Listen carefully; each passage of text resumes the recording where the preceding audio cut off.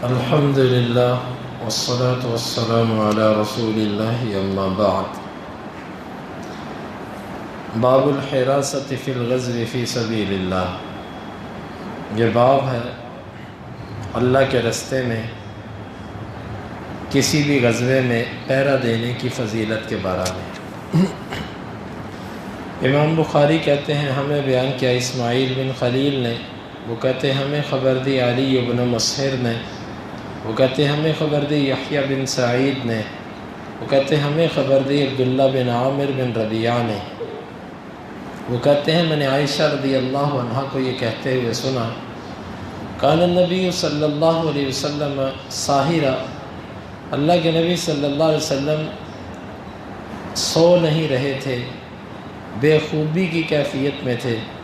فلما قدم المدینہ، پس جب آپ مدینہ آئے، قال لیت رجلا من اصحابی صالح یحرسنی اللیلہ، کاش کہ میرے ساتھیوں میں سے کوئی نیک آدمی آج کی رات پہرا دے۔ اذ سمعنا صوت صلاح، اچانک ہم نے اسلحے کی آواز سنی۔ فقال من ھذا، آپ نے فرمایا یہ کون ہے؟ فقال انا سعد بن ابی وقاص، میں سعد بن ابی وقاص ہوں۔ جئت لاحرسک، میں آیا ہوں تاکہ میں آپ کا پہرا دوں۔ فنام النبی صلی اللہ علیہ وسلم، اللہ کے نبی صلی اللہ علیہ وسلم سو گئے۔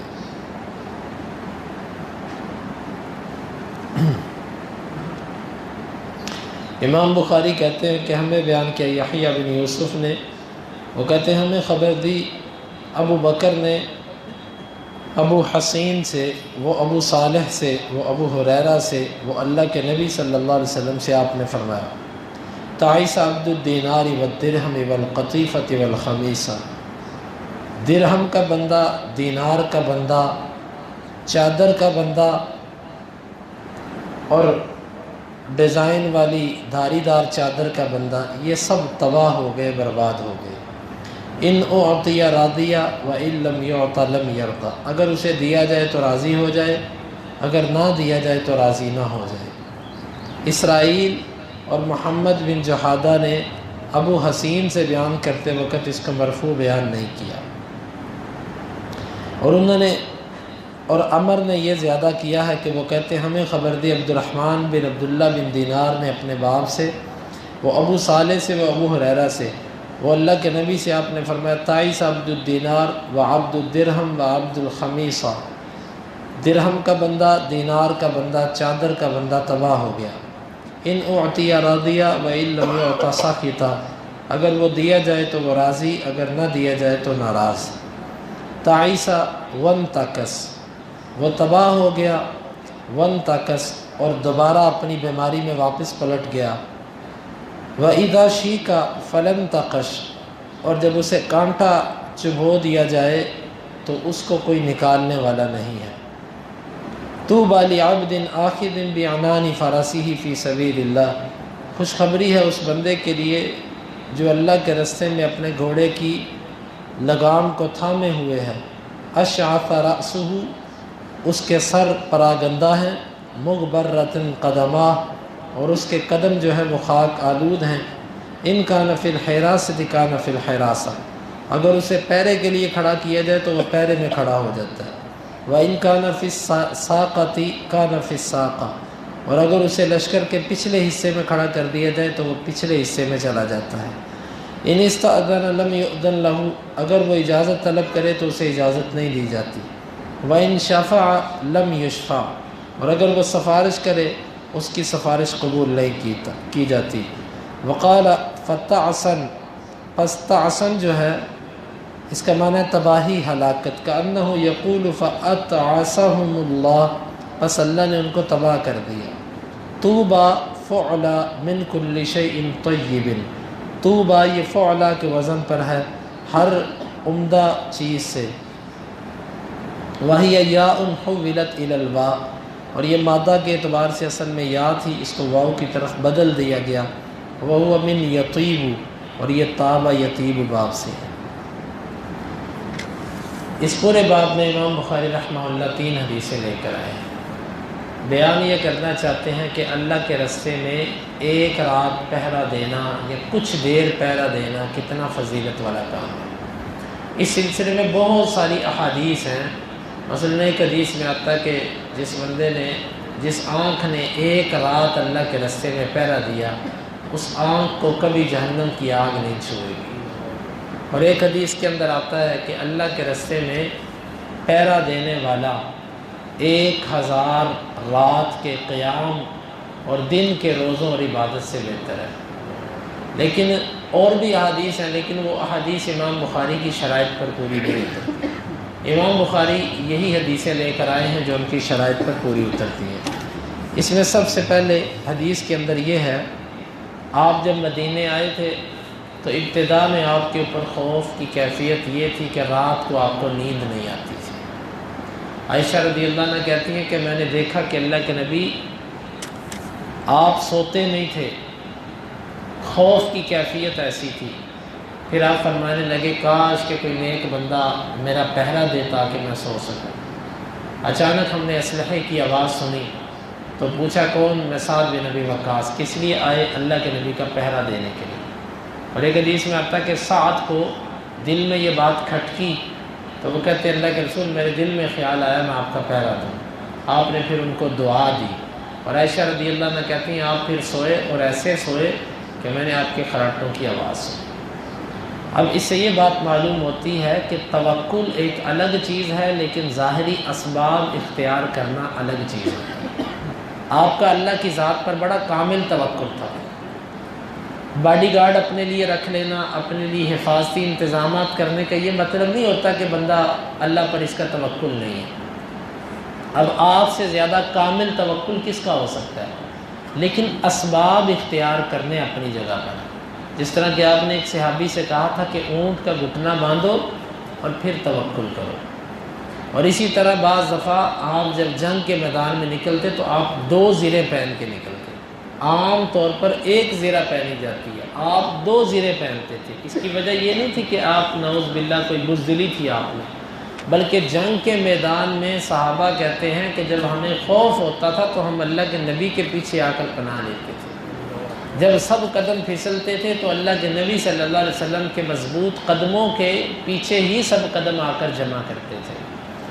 تو باوجود آپ کے کمال توکل کے اور کمال بہادری کے، لیکن اسباب پورے اختیار کرتے تھے آپ۔ اسباب کا اختیار کرنا توکل کے منافی نہیں۔ بعض اہل علم نے لکھا ہے کہ یہ پیرا اس وقت تک جاری رہا جب تک اللہ تعالیٰ نے یہ آیت نہیں اتاری واللہ یعصمک من الناس، اللہ آپ کو لوگوں سے بچائے گا۔ جب وہ آیت اتری پھر آپ نے فرمایا کہ اب پیرے کی ضرورت نہیں ہے، اب تم چلے جاؤ، اللہ نے میری حفاظت کا ذمہ خود لے لیا۔ اب دیکھیں اللہ تعالیٰ نے وعدہ کیا ہے کہ میں دین کو غالب کروں گا، لیکن اس کے باوجود جنگیں ہوئی ہیں، اس کے باوجود صحابہ اکرام شہید ہوئے ہیں۔ اللہ تعالیٰ اگر کسی چیز کی ذمہ داری اٹھاتا ہے تو اس کا یہ مطلب نہیں کہ ہم اسباب اختیار کرنے ترک کر دیں۔ اللہ نے کہا میں اپنے بندوں کی حفاظت کرتا ہوں تو لہذا بندے اپنی حفاظت خود کرنی ترک کر دیں، اس کا یہ معنی ہی نہیں ہے، بلکہ اسباب اختیار کرنے چاہیے تاکہ انسان کا توکل بھی کیونکہ توکل ہے دل کا عمل اور اسباب اختیار کرنا ہے بدن کا عمل، دونوں الگ الگ عمل ہیں، ایک دوسرے سے ان کا کوئی تعلق نہیں ہے۔ تو اس حدیث سے یہ بھی معلوم ہوا کسی لیڈر کا، کسی سربراہ کے لیے پہرا دینا، اس کی حفاظت کرنا یہ سنت سے ثابت ہے تاکہ اس کو کوئی نقصان نہ پہنچا سکے۔ اور یہاں سے یہ بات بھی ثابت ہوئی کہ کسی کو خود بخود جب کوئی آپ کی خدمت کرے تو اس کو خاص دعا دینا، جس طرح کہ سعد خود آئے تو اللہ کے نبی صلی اللہ علیہ وسلم نے ان کو دعا دی تھی، تو یہ بھی اس حدیث سے معلوم ہوا۔ اگلی حدیث ہے، آپ نے 2 قسم کے بندوں کا ذکر کیا۔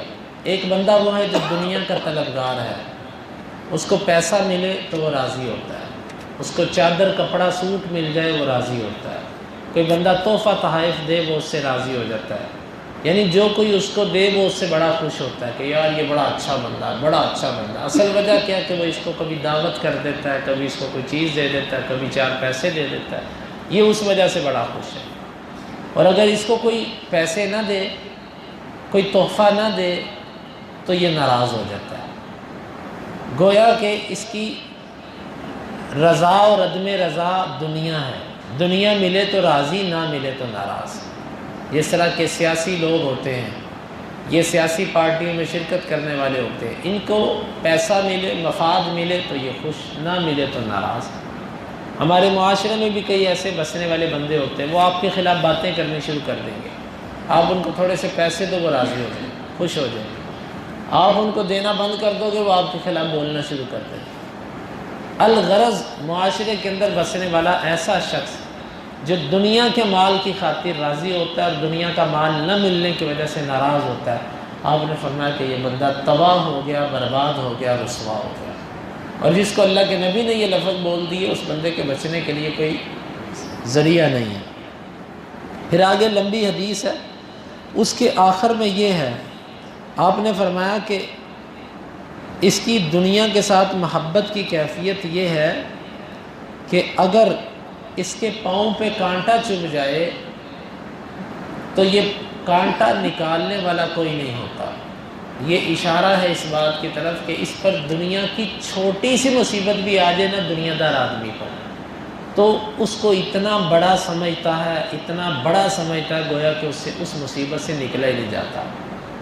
کئی بندے ایسے ہوتے ہیں، ان کے اوپر چھوٹی سی پریشانی آئے، وہ اس پریشانی کو اپنے سر پہ ایسا سوار کرتے ہیں، ایسا سوار کرتے ہیں کہ پریشانی سے نہیں، وہ اس کو اپنے اوپر سوار کرنے سے تباہ ہوتے ہیں۔ مصیبتیں تو آتی رہتی ہیں، حالات اور اس طرح کی مشکلات تو انسان کی زندگی کا حصہ ہے، لیکن سوچ سوچ کے خیالات لا کے اپنے آپ کو تباہ کر لینا۔ مثلا کوئی بیماری لگ گئی اللہ کی طرف سے، اب بیماری اتنی نہیں جتنی اس کی سوچیں ہیں، کاروبار میں کوئی کمی ہو گئی، اولاد میں، مال جان میں کوئی نقص آ گیا، اب اتنی مصیبت نہیں جتنی اس نے اپنے اوپر سوار کر لی۔ حالانکہ بہادر آدمی، ہمت والا آدمی بڑی سے بڑی مصیبت کو یہ کہہ کے برداشت کرتا ہے، یار اللہ نے لکھی ہے بس آ گئی، اس سے میں بچ ہی نہیں سکتا تھا۔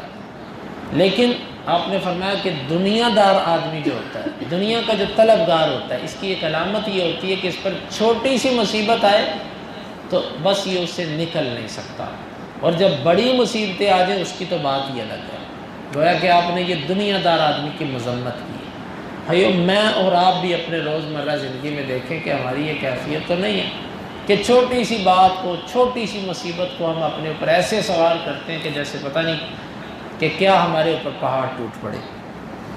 پھر آپ نے ایک بندے کی تعریف کی، آپ نے فرمایا اس بندے کے لیے خوشخبری ہے جو اللہ کے راستے میں نکلا اپنے گھوڑے کی لگام تھامے ہوئے، اس کے بال بکھر گئے، یعنی بالوں کو سنوارنے کا موقع ہی نہیں ملا اسے، اس کے پاؤں ان پر مٹی پڑی ہوئی ہے اللہ کے راستے میں، اور اگر اسے کہا جائے کہ چلو آج رات تم نے پہرا دینا، وہ پہرے کے لیے کھڑا ہو جاتا۔ اگر اسے کہا جائے تم لشکر کے پچھلے حصے میں چلے جاؤ، وہ پچھلے حصے میں چلا جاتا، کیونکہ اس کا مقصد اللہ کی رضا ہے، وہ اپنی ذات کو نمایاں نہیں کرنا چاہتا، وہ شہرت نہیں چاہتا، اس کو کوئی جہاں کھڑا کر دے وہ وہیں پہ کھڑا ہو جاتا ہے۔ اللہ اکبر۔ معاشرے کے اندر کئی ایسے لوگ ہوتے ہیں، ان کا مقصد اپنی ذات کو آگے کرنا نہیں ہوتا، اور کئی ایسے لوگ ہوتے ہیں جب تک ان کو نمایاں عہدہ نہ دو، ان کو نمایاں حیثیت نہ دو، وہ کام ہی نہیں کریں گے۔ اگر ان سے آپ عہدہ لے لو گے وہ آپ کے خلاف ہو جائیں گے۔ اور کچھ ایسے لوگ ہوتے ہیں کہ جو دین کا کام کرنے والے ہوتے ہیں، اللہ کی رضا کے طلبگار ہوتے ہیں، ان کو جہاں کھڑا کرو وہیں پہ کھڑے ہو جائیں گے۔ جس طرح خالد رضی اللہ عنہ تھے، خالد بن ولید، ان کی کیا کیفیت تھی؟ جنگوں کے اندر امیر رہے، لیکن عمر رضی اللہ عنہ نے کسی مصلحت کے تحت ان کو معزول کیا اور کہا کہ تم آج کے بعد سپہ سالار نہیں ہو، ایک عام فوجی بن کے لڑو۔ کہا ٹھیک ہے، پہلے بھی لڑتا تھا اللہ کے لیے، اب بھی لڑوں گا اللہ کے لیے۔ یہ ہوتی ہے اللہ کی رضا کی تلاش۔ فرمایا کہ اس بندے کے لیے خوشخبری جو اللہ کے راستے میں نکلتا ہے، اس کو جہاں کھڑا کرو وہ وہیں پہ کھڑا ہو جاتا ہے۔ اور اتنا گمنام آدمی ہے، اتنا سادہ آدمی ہے کہ اگر ان استاذن لم یؤذن لہ، اگر وہ اجازت طلب کرے اپنے امیر سے، اس کو اجازت نہیں دی جاتی، چل کوئی اجازت نہیں ہے تیرے لیے۔ وَإِن شَفَعَ لَمْ يُشْفَعَ، اور اگر وہ کسی کی سفارش کرے تو اس کی سفارش کوئی قبول نہیں کرے گا۔ یعنی اتنا گمنام آدمی ہے، اس کی لوگوں کے ہاں قدر ہی کوئی نہیں ہے۔ لوگوں کو وہ کوئی چیز کی سفارش کرے، لوگ کہتے ہیں چل چل تیری سفارش کون مانتا ہے۔ اتنا گمنام آدمی ہے کہ اگر وہ کسی معاملے میں اجازت چاہے کہ جی مجھے ذرا چھٹی چاہیے، اس کو چھٹی کوئی نہیں دیتا، چل چپ کر کے اپنا کام کر۔ اتنا گمنام آدمی، لیکن اللہ کے ہاں اس کا مقام اور مرتبہ کتنا ہے؟ طوبیٰ، آپ نے فرمایا اس کے لیے خوشخبری ہے۔ گویا کہ اس حدیث میں آپ نے گم ہو کر زندگی گزارنے والا، چھپ کر زندگی گزارنے والا، لوگوں کے ہاں جس کی قدر نہیں، اس حیثیت کی زندگی گزارنے والا بندہ، لیکن اللہ کے ہاں اس کا مقام اور مرتبہ بہت زیادہ ہے، آپ نے دونوں میں بڑا فرق بیان کیا۔ گویا کہ اس حدیث میں پہرے کی فضیلت بھی بیان ہو گئی، اور اس حدیث کے اندر چھپ کر زندگی گزارنے والے کی فضیلت بھی بیان ہو گئی۔ یہ ایسا بندہ ہے کہ جس کو دنیا دار کو اس کی قدر کوئی نہیں کرتے۔ لہٰذا میرے بھائیوں، اگر آپ کا اللہ کے ہاں مقام اور مرتبہ ہے، دنیا دار آپ کو مرتبہ نہیں دیتے، آپ کو اہمیت نہیں دیتے، آپ کی عزت نہیں کرتے، تو اس سے پریشان مت ہوئیے۔ یہ مت سوچئے کہ شاید میرا اللہ کے ہاں بھی مقام اور مرتبہ نہیں ہے۔ نہیں، اللہ کے ہاں آپ کا بڑا مقام اور مرتبہ ہو سکتا ہے۔ یہ تو دنیا ہے، یہ بعض دفعہ اللہ اسے بھی دیتا ہے جس سے اللہ ناراض ہوتا ہے۔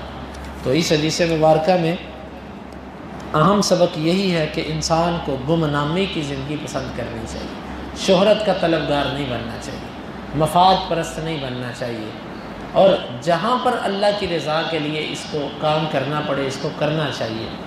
کسی لوگوں کے ہاں اپنے آپ کو نمایاں کرنا، اپنی حیثیت لوگوں کے ہاں واضح کرنا، اس کی کوئی ضرورت نہیں ہے۔ بعض لوگوں کو عادت ہوتی ہے بات بات پہ اپنی حیثیت واضح کرتے ہیں، میں یہ ہوں میں یہ ہوں، لیکن یہ بندہ اپنی حیثیت واضح کرتا ہی نہیں ہے، جانتا ہی نہیں ہے کسی کو، اور نہ کوئی اس کو جانتا ہے۔